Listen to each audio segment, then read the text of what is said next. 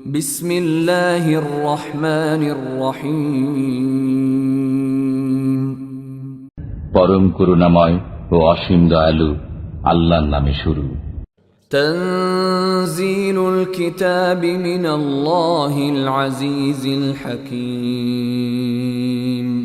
কিতাব অবতীর্ণ হয়েছে পরাক্রমশালী প্রজ্ঞাময় আল্লাহর পক্ষ থেকে। ইন্না আনজালনা ইলাইকাল কিতাবা বিল হাক্কি ফা'বুদিল্লাহা মুখলিসাল লাহুদ্দীন। আমি আপনার প্রতি এই কিতাব যথার্থরূপে নাজিল করেছি, অতএব আপনি নিষ্ঠার সাথে আল্লাহর ইবাদত করুন।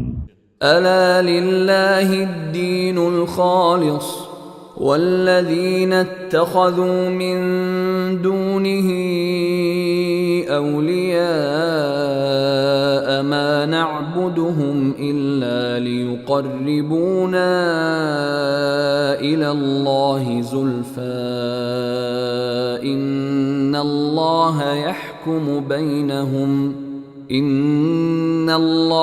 يحكم بينهم فيما هم فيه يختلفون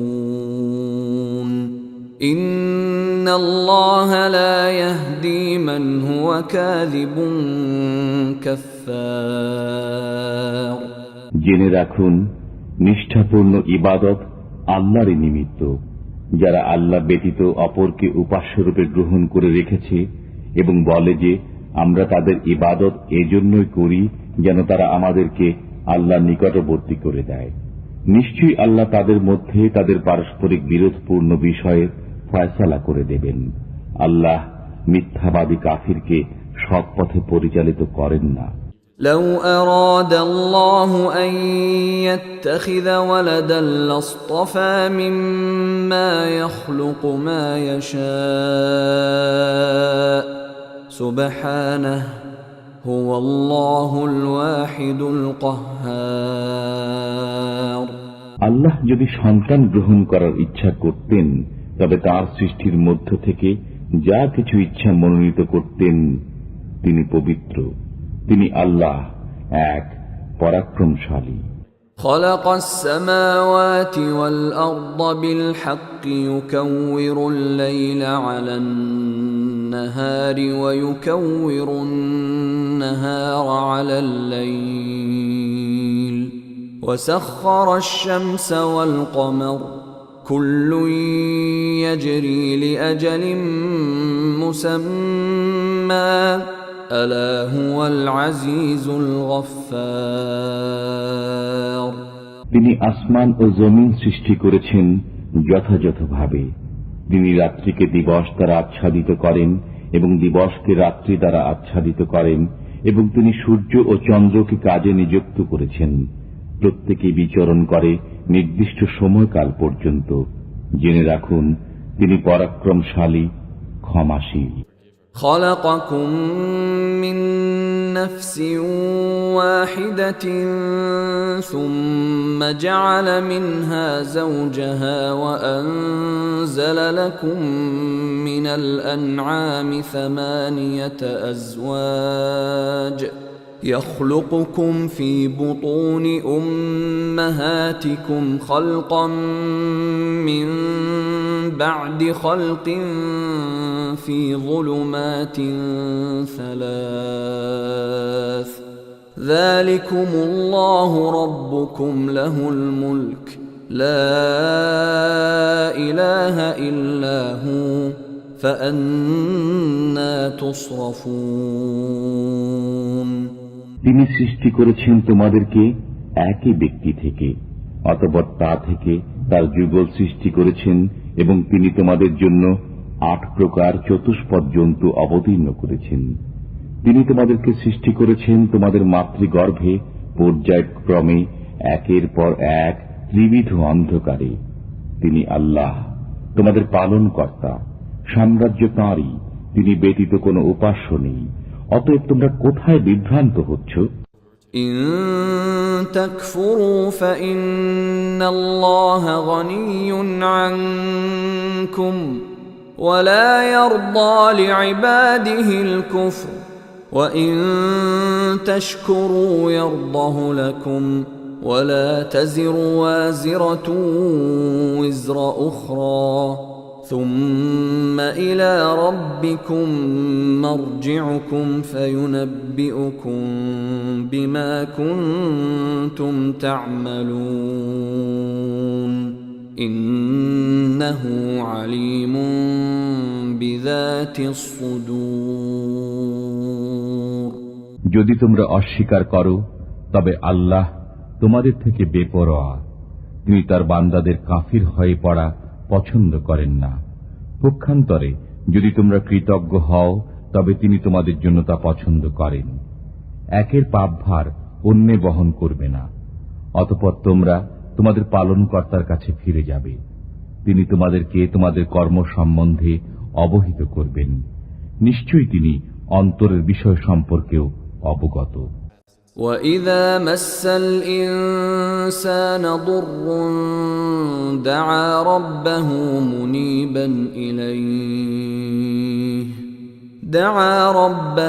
مُنِيبًا إِلَيْهِ ثُمَّ إِذَا خَوَّلَهُ نِعْمَةً مِّنْهُ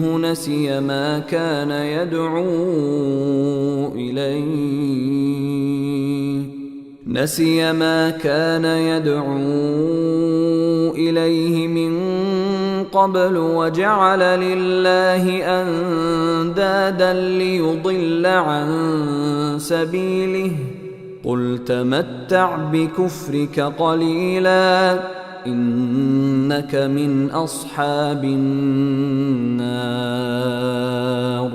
যখন মানুষকে দুঃখ কষ্ট স্পর্শ করে তখন সে একাগ্র চিত্তে তার পালনকর্তাকে ডাকে।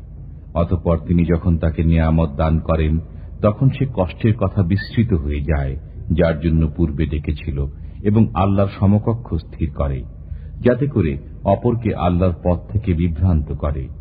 বলুন, তুমি তোমার কুফর সহকারে কিছুকাল জীবন উপভোগ করে নাও, নিশ্চয়ই তুমি জাহান্নামীদের অন্তর্ভুক্ত।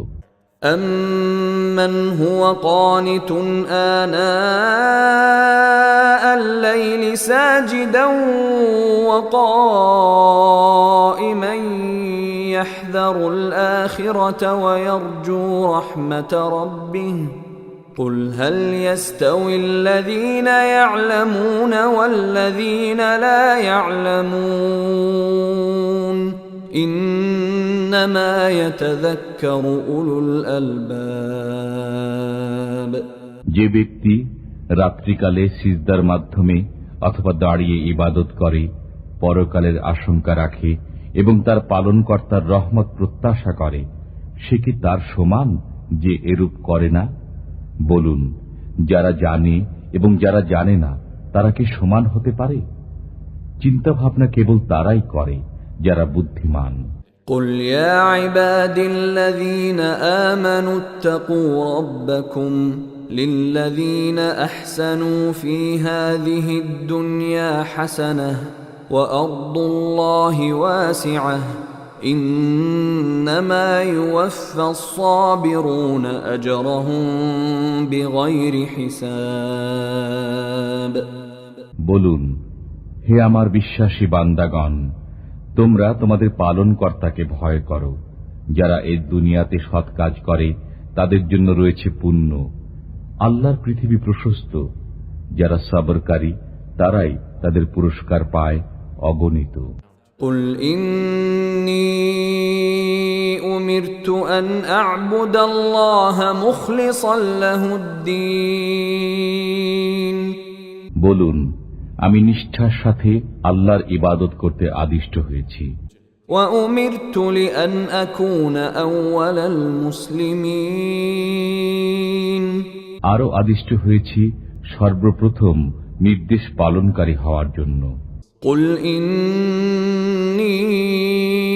أَخَافُ إِنْ عَصَيْتُ رَبِّي عَذَابَ يَوْمٍ عَظِيمٍ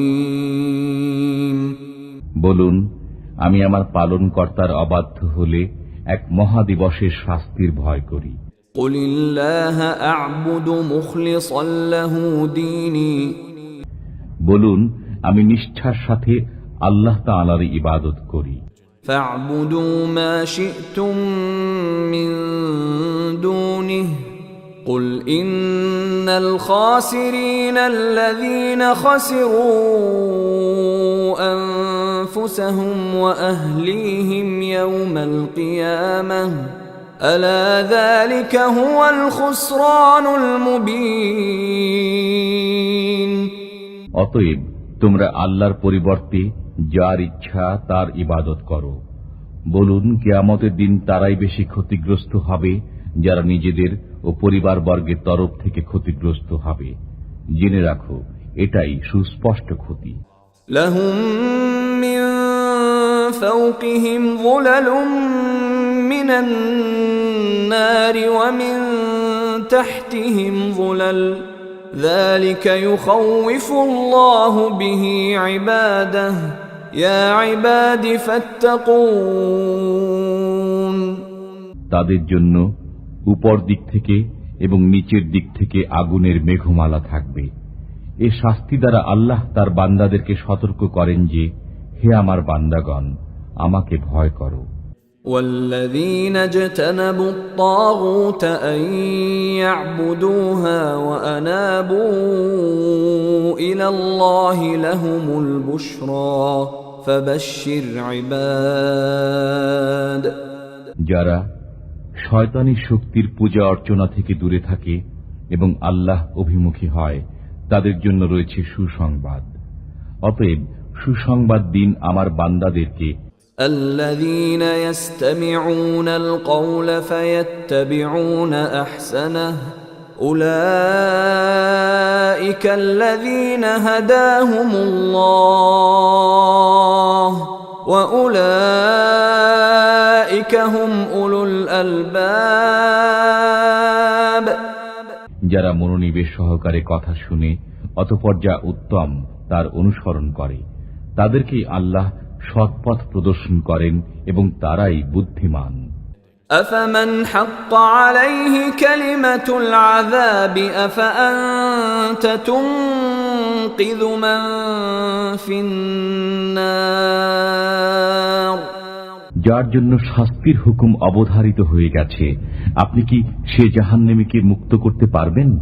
لكن الذين اتقوا ربهم لهم غرف من فوقها غرف مبنية تجري من تحتها الأنهار وعد الله لا يخلف الله الميعاد।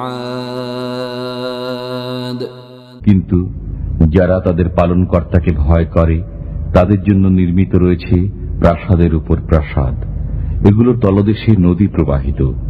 আল্লাহ প্রতিশ্রুতি দিয়েছেন, আল্লাহ প্রতিশ্রুতির খেলাপ করেন না। ألم تر أن الله أنزل من السماء ماء فسلكه ينابيع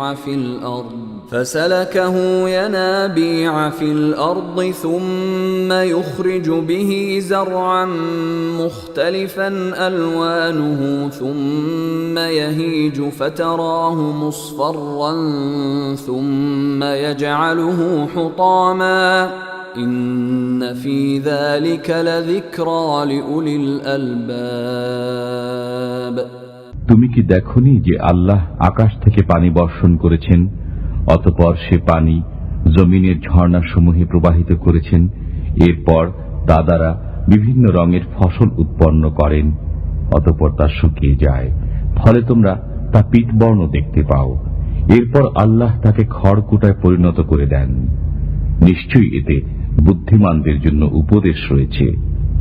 أفمن شرح الله صدره للإسلام فهو على نور من ربه فويل للقاسية قلوبهم من ذكر الله أولئك في ضلال مبين। আল্লাহ যার বক্ষ ইসলামের জন্য উন্মুক্ত করে দিয়েছেন, অতঃপর সে তার পালনকর্তার পক্ষ থেকে আগত আলোর মাঝে রয়েছে, সে কি তার সমান যে এরূপ নয়? যাদের অন্তর আল্লাহ স্মরণের ব্যাপারে কঠোর, তাদের জন্য দুর্ভোগ, তারা সুস্পষ্ট গোমরাহিতে রয়েছে। الله نزل أحسن الحديث كتابا متشابها مثانية تقشعر منه جلود الذين يخشون ربهم ثم تلين جلودهم وقلوبهم إلى ذكر الله ذلك هدى الله يهدي به من يشاء ومن يضلل الله فما له من هاد আল্লাহ উত্তম বাণী তথা কিতাব নাজিল করেছেন, যা সামঞ্জস্যপূর্ণ, পুনঃ পুনঃ পঠিত। এতে তাদের লোম কাঁটা দিয়ে উঠে চামড়ার উপর, যারা তাদের পালনকর্তাকে ভয় করে। এরপর তাদের চামড়া ও অন্তর আল্লাহর স্মরণে বিনম্র হয়। এটাই আল্লাহর পথ নির্দেশ। এর মাধ্যমে আল্লাহ যাকে ইচ্ছা পথ প্রদর্শন করেন, আর আল্লাহ যাকে গোমরাহ করেন তার কোনো পথ প্রদর্শক নেই। أفمن يتقي بوجهه سوء العذاب يوم القيامة وقيل للظالمين ذوقوا ما كنتم تكسبون যে ব্যক্তি কিয়ামতের দিন তার মুখ দ্বারা অশুভ আযাব ঠেকাবে এবং এরূপ জালিমদেরকে বলা হবে, তোমরা যা করতে তার স্বাদ আস্বাদন করো, সে কি তার সমান যে এরূপ নয়? كذب الذين من قبلهم فأتاهم العذاب من حيث لا يشعرون তাদের পূর্ববর্তীরাও মিথ্যারোপ করেছিল, ফলে তাদের কাছে আযাব এমন ভাবে আসলো যা তারা কল্পনাও করত না। فأذاقهم الله الخزي في الحياة الدنيا ولعذاب الآخرة أكبر لو كانوا يعلمون অতঃপর আল্লাহ তাদেরকে পার্থিব জীবনে লাঞ্ছনার স্বাদ আস্বাদন করালেন, আর পরকালের আযাব হবে আরো গুরুতর যদি তারা জানত। ولقد ضربنا للناس في هذا القرآن من كل مثل لعلهم يتذكرون আমি এই কোরআনে মানুষের জন্য সব দৃষ্টান্তই বর্ণনা করেছি, যাতে তারা অনুধাবন করে। قرآنا عربيا غير ذي عوج لعلهم يتقون আরবি ভাষায় এই কোরআন বক্রতা মুক্ত, যাতে তারা সাবধান হয়ে চলে। ضرب الله مثلا رجلا فيه شركاء متشاكسون ورجلا سلما لرجل هل يستويان مثلا الحمد لله بل أكثرهم لا يعلمون আল্লাহ এক দৃষ্টান্ত বর্ণনা করেছেন। একটি লোকের উপর পরস্পর বিরোধী অনেক কয়েকজন মালিক রয়েছে, আরেক ব্যক্তির প্রভু মাত্র একজন, তাদের উভয়ের অবস্থা কি সমান? সমস্ত প্রশংসা আল্লাহর, কিন্তু তাদের অধিকাংশই জানে না। إنك ميت وإنهم ميتون নিশ্চয়ই তোমারও মৃত্যু হবে এবং তাদেরও মৃত্যু হবে। ثم إنكم يوم القيامة عند ربكم تختصمون অতঃপর কিয়ামতের দিন তোমরা সবাই তোমাদের পালনকর্তার সামনে কথা কাটাকাটি করবে।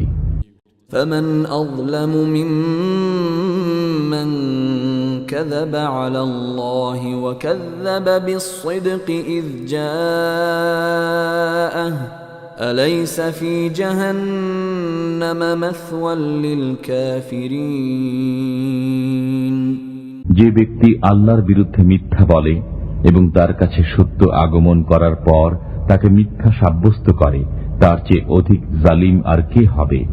কাফিরদের বাসস্থান জাহান্নামে নয় কি?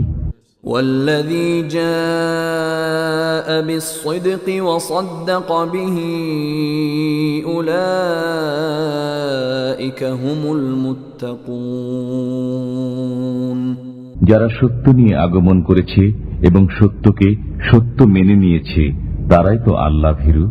لهم ما يشاءون عند ربهم ذلك جزاء المحسنين। তাদের জন্য পালনকর্তার কাছে তাই রয়েছে যা তারা চাইবে, এটা সৎকর্মীদের পুরস্কার। ليكفر الله عنهم أسوأ الذي عملوا ويجزيهم أجرهم بأحسن الذي كانوا يعملون। যাতে আল্লাহ তাদের মন্দ কর্মসমূহ মার্জনা করেন এবং তাদের উত্তম কর্মের পুরস্কার তাদেরকে দান করেন। أليس الله بكاف عبده ويخوفونك بالذين من دونه ومن يضلل الله فما له من هاد। আল্লাহ কি তার বান্দার পক্ষে যথেষ্ট নন, অথচ তারা আপনাকে আল্লাহর পরিবর্তে অন্য উপাস্যদের ভয় দেখায়। আল্লাহ যাকে গোমরাহ করেন তার কোনো পথপ্রদর্শক নেই। ومن يهد الله فما له من مضل أليس الله بعزيز ذي انتقام। আর আল্লাহ যাকে পথ প্রদর্শন করেন তাকে পথভ্রষ্টকারী কেউ নেই। আল্লাহ কি পরাক্রমশালী প্রতিশোধ গ্রহণকারী নন? ولئن سألتهم من خلق السماوات والأرض ليقولن الله قل أفرأيتم ما تدعون من دون الله إن أرادني الله بضر هل هن كاشفات ضره أو أرادني برحمة هل هن ممسكات رحمته قل حسبي الله عليه يتوكل المتوكلون। যদি আপনি তাদেরকে জিজ্ঞেস করেন আসমান ও জমিন কে সৃষ্টি করেছে, তারা অবশ্যই বলবে আল্লাহ। বলুন, তোমরা ভেবে দেখেছ কি যদি আল্লাহ আমার অনিষ্ট করার ইচ্ছা করেন তবে তোমরা আল্লাহ ব্যতীত যাদেরকে ডাকো তারা কি সে অনিষ্ট দূর করতে পারবে? অথবা তিনি আমার প্রতি রহমত করার ইচ্ছা করলে তারা কি সে রহমত রোধ করতে পারবে? বলুন, আমার পক্ষে আল্লাহ যথেষ্ট, নির্ভরকারীরা তাঁরই উপর নির্ভর করে। قل يا قوم اعملوا على مكانتكم إني عامل فسوف تعلمون। বলুন, হে আমার কওম, তোমরা তোমাদের জায়গায় কাজ করো, আমিও কাজ করছি, সত্তরই জানতে পারবে। من يأتيه عذاب يخزيه ويحل عليه عذاب مقيم। কার কাছে অবমাননাকর আযাব এবং চিরস্থায়ী শাস্তি নেমে আসে।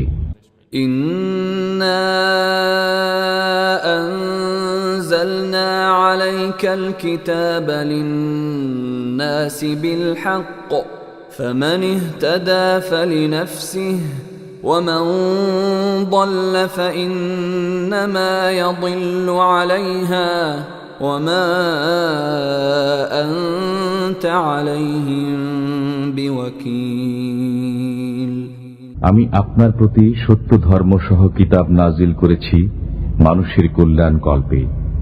অতঃপর যে সৎ পথে আসে সে নিজের কল্যাণের জন্যই আসে, আর যে পথভ্রষ্ট হয় সে নিজেরই অনিষ্টের জন্য পথভ্রষ্ট হয়। আপনি তাদের জন্য দায়ী নন। الله يتوفى الأنفس حين موتها والتي لم تمت في منامها فيمسك التي قضى عليها الموت ويرسل الأخرى إلى أجل مسمى إن في ذلك لآيات لقوم يتفكرون আল্লাহ মানুষের প্রাণ হরণ করেন তার মৃত্যুর সময়, আর যে মরে না তার নিদ্রাকালে। অতঃপর যার মৃত্যু অবধারিত করেন তার প্রাণ ছাড়েন না এবং অন্যদের ছেড়ে দেন এক নির্দিষ্ট সময়ের জন্য। নিশ্চয়ই এতে চিন্তাশীল লোকদের জন্য নিদর্শনাবলী রয়েছে। أم اتخذوا من دون الله شفعاء قل أولو كانوا لا يملكون شيئا ولا يعقلون তারা কি আল্লাহ ব্যতীত সুপারিশকারী গ্রহণ করেছে? বলুন, তাদের কোনো এখতিয়ার না থাকলেও এবং তারা না বুঝলেও। قل لله الشفاعة جميعا له ملك السماوات والأرض ثم إليه ترجعون বলুন, সমস্ত সুপারিশ আল্লাহরই ক্ষমতাধীন। আসমান ও জমিনে তাঁরই সাম্রাজ্য, অতঃপর তাঁরই কাছে তোমরা প্রত্যাবর্তিত হবে। وَإِذَا ذُكِرَ اللَّهُ وَحْدَهُ اشْمَأَزَّتْ قُلُوبُ الَّذِينَ لَا يُؤْمِنُونَ بِالْآخِرَةِ وَإِذَا ذُكِرَ الَّذِينَ مِن دُونِهِ إِذَا هُمْ يَسْتَبْشِرُونَ যখন খাঁটিভাবে আল্লাহর নাম উচ্চারণ করা হয়, তখন যারা পরকালে বিশ্বাস করে না তাদের অন্তর সংকুচিত হয়ে যায়। আর যখন আল্লাহ ব্যতীত অন্য উপাস্যদের নাম উচ্চারণ করা হয়, তখন তারা আনন্দে উল্লসিত হয়ে ওঠে। قُلِ اللَّهُمَّ فَاطِرَ السَّمَاوَاتِ وَالْأَرْضِ عَالِمَ الْغَيْبِ وَالشَّهَادَةِ أَنْتَ تَحْكُمُ بَيْنَ عِبَادِكَ فِيمَا كَانُوا فِيهِ يَخْتَلِفُونَ বলুন, হে আল্লাহ, আসমান ও জমিনের স্রষ্টা, দৃশ্য ও অদৃশ্য জ্ঞানী, আপনি আপনার বান্দাদের মধ্যে ফয়সালা করবেন যে বিষয়ে তারা মতবিরোধ করত। وَلَوْ أَنَّ لِلَّذِينَ ظَلَمُوا مَا فِي الْأَرْضِ جَمِيعًا وَمِثْلَهُ مَعَهُ لَافْتَدَوْا بِهِ مِنْ سُوءِ الْعَذَابِ يَوْمَ الْقِيَامَةِ وَبَدَا لَهُم مِّنَ اللَّهِ مَا لَمْ يَكُونُوا يَحْتَسِبُونَ যদি গুনাহগারদের কাছে পৃথিবীর সবকিছু থাকে এবং তার সাথে সমপরিমাণ আরো থাকে, তবে অবশ্যই তারা কিয়ামতের দিন সে সবকিছুই নিষ্কৃতি পাওয়ার জন্য মুক্তিপণ হিসেবে দিয়ে দেবে।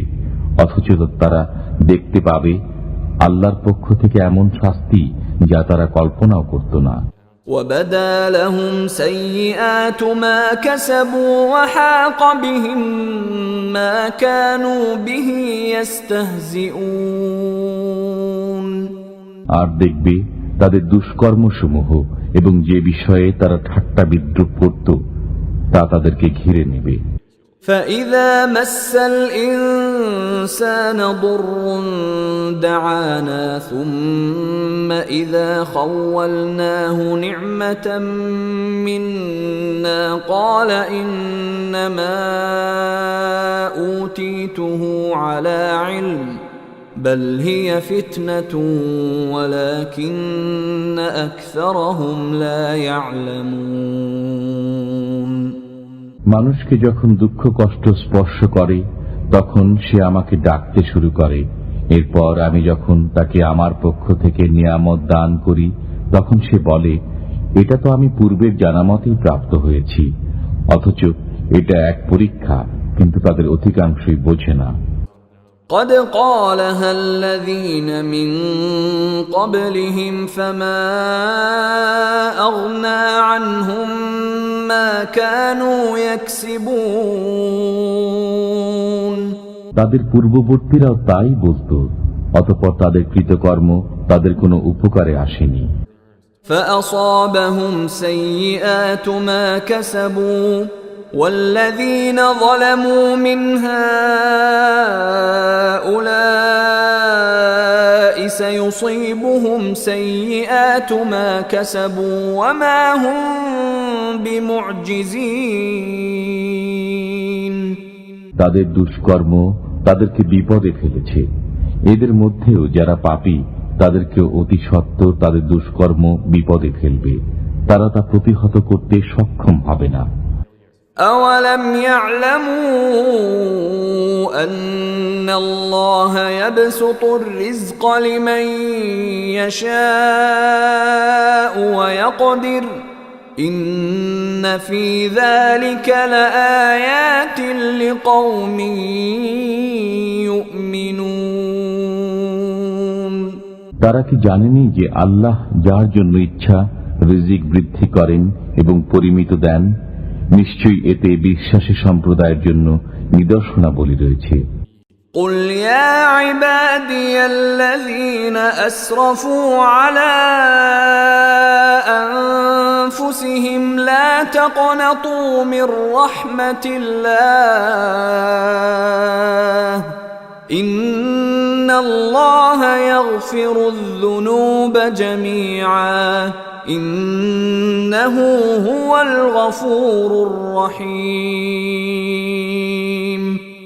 বলুন, হে আমার বান্দাগণ, যারা নিজেদের উপর জুলুম করেছ, তোমরা আল্লাহর রহমত থেকে নিরাশ হইও না। নিশ্চয়ই আল্লাহ সমস্ত গুনাহ মাফ করেন, তিনি ক্ষমাশীল পরম দয়ালু। وأنيبوا إلى ربكم وأسلموا له من قبل أن يأتيكم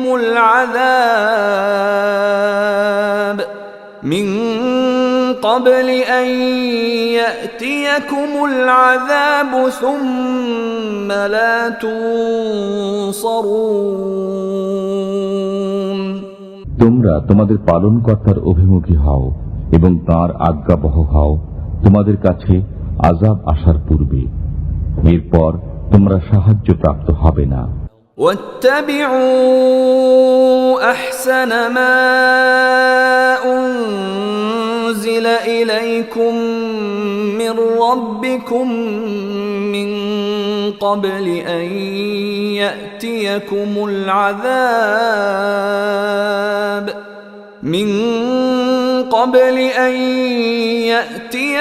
العذاب بغتة وأنتم لا تشعرون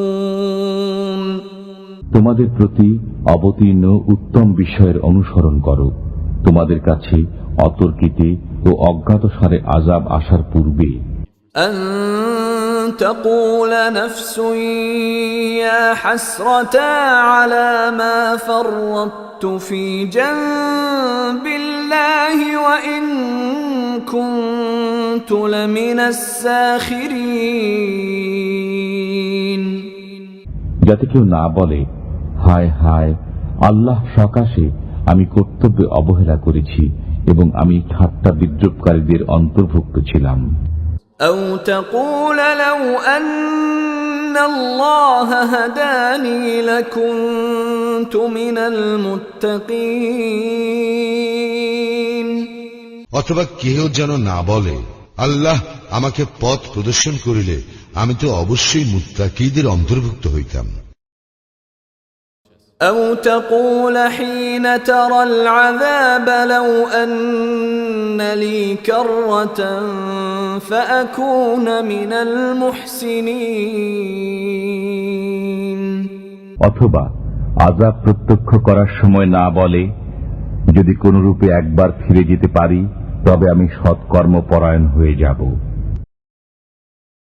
بلى قد جاءتك آياتي فكذبت بها واستكبرت وكنت من الكافرين হ্যাঁ, তোমার কাছে আমার নির্দেশ এসেছিল, অতঃপর তুমি তাকে মিথ্যা বলেছিলে, অহংকার করেছিলে এবং কাফিরদের অন্তর্ভুক্ত হয়ে গিয়েছিলে। ويوم القيامة ترى الذين كذبوا على الله وجوههم مسودة أليس في جهنم مثوى للمتكبرين যারা আল্লাহর প্রতি মিথ্যা আরোপ করে, কিয়ামতের দিন আপনি তাদের মুখ কালো দেখবেন। অহংকারীদের আবাসস্থল জাহান্নামে নয় কি? وينجي الله الذين اتقوا بمفازتهم لا يمسهم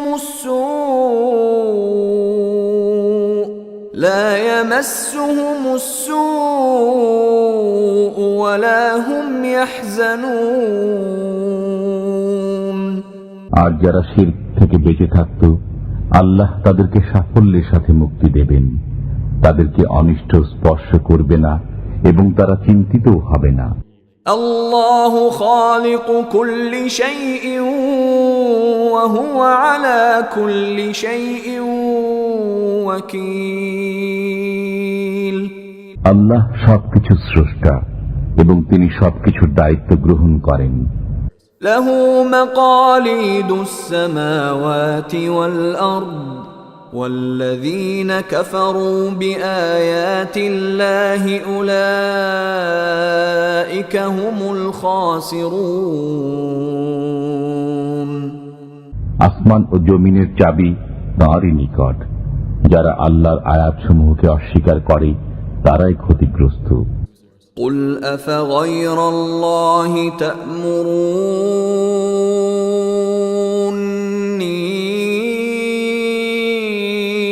أعبد أيها الجاهلون বলুন, হে মূর্খরা, তোমরা কি আমাকে আল্লাহ ব্যতীত অন্যের ইবাদত করতে আদেশ করছো?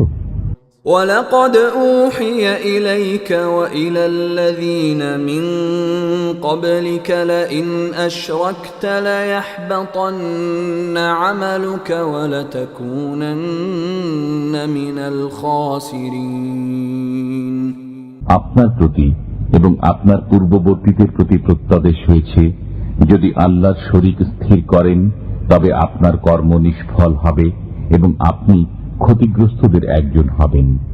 بل الله فاعبد وكن من الشاكرين বরং আল্লাহর ইবাদত করুন এবং কৃতজ্ঞদের অন্তর্ভুক্ত থাকুন। وما قدر الله حق قدره والأرض جميعا قبضته يوم القيامة والسماوات مطويات بيمينه سبحانه وتعالى عما يشركون তারা আল্লাহকে যথার্থরূপে বুঝেনি। কিয়ামতের দিন গোটা পৃথিবী থাকবে তার হাতের মুঠোতে এবং আসমানসমূহ ভাঁজ করা অবস্থায় থাকবে তার ডান হাতে। তিনি পবিত্র, আর এরা যাকে শরীক করে তা থেকে তিনি অনেক ঊর্ধ্বে। ونفخ في الصور فصعق من في السماوات ومن في الأرض إلا من شاء الله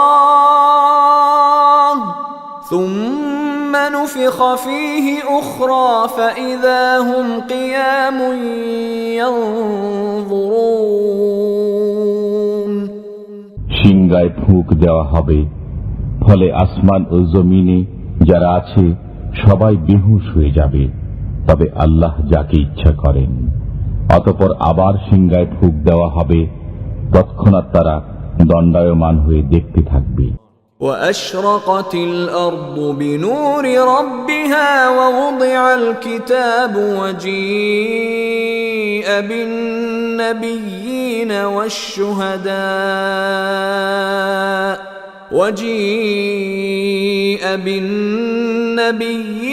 والشهداء وقضي بينهم بالحق وهم لا يظلمون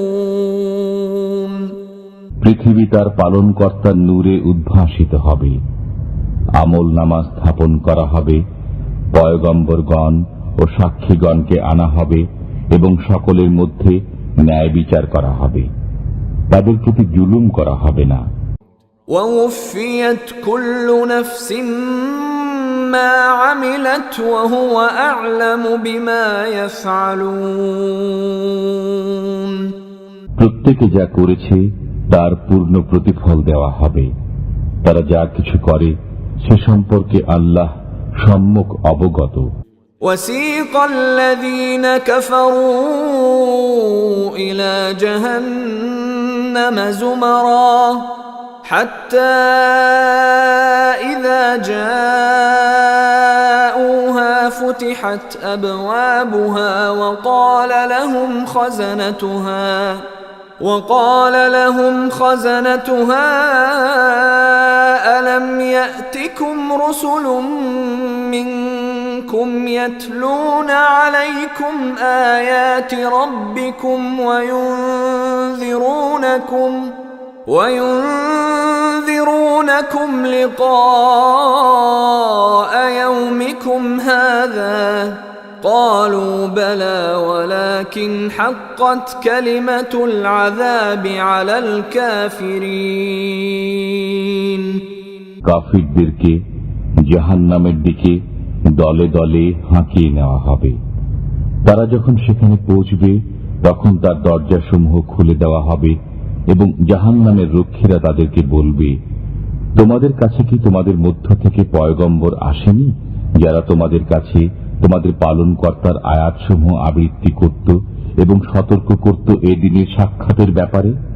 তারা বলবে, হ্যাঁ, কিন্তু কাফিরদের প্রতি শাস্তির হুকুমই বাস্তবায়িত হয়েছে। قيل ادخلوا أبواب جهنم خالدين فيها فبئس مثوى المتكبرين বলা হবে, তোমরা জাহান্নামের দরজা দিয়ে প্রবেশ করো, সেখানে চিরকাল অবস্থানের জন্য কত নিকৃষ্ট অহংকারীদের আবাসস্থল।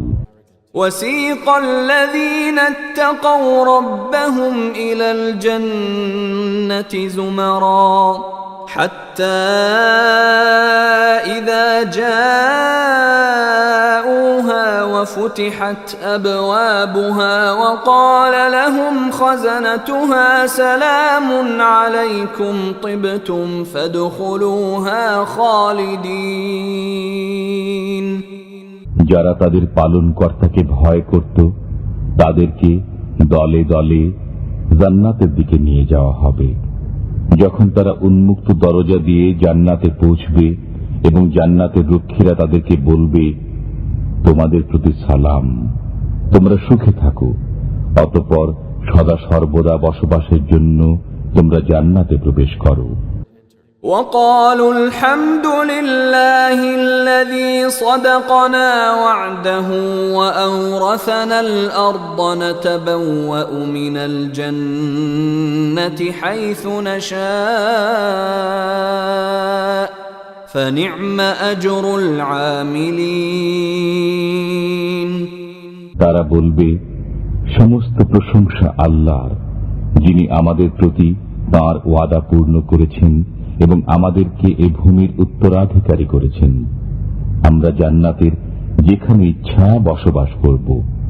মেহনতকারীদের পুরস্কার কতই চমৎকার। وترى الملائكة